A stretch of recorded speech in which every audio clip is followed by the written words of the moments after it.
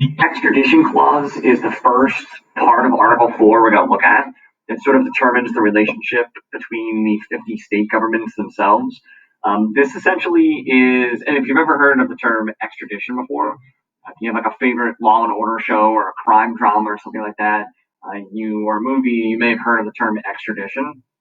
So extradition is the part of the Constitution, this clause, that basically says that if you are a fugitive and you commit a crime in one state and you flee to another state and you're captured by the law enforcement of that state that you flee to, that state has to send you back to the state in which you committed the crime and you fled from. So that's a basic agreement that exists between all 50 states. One of the things I need you to think about is, why is this part of the Constitution so important? And what would be the repercussions of removing this clause from the actual document?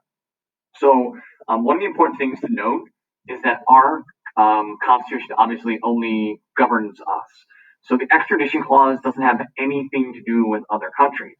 But you may most likely have heard the term extradition in relation to other countries. So the clause itself only relates to the states and what they have to do with each other. But America as a country has actually made extradition treaties with foreign countries. So if you take a look at this map, countries that are in the blue have extradition treaties with the United States. We had to work that out with that country.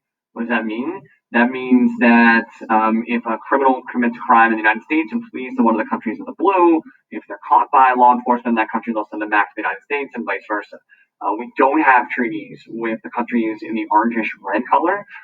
That doesn't mean that a fugitive wouldn't be returned by those governments, but it's definitely not a guarantee.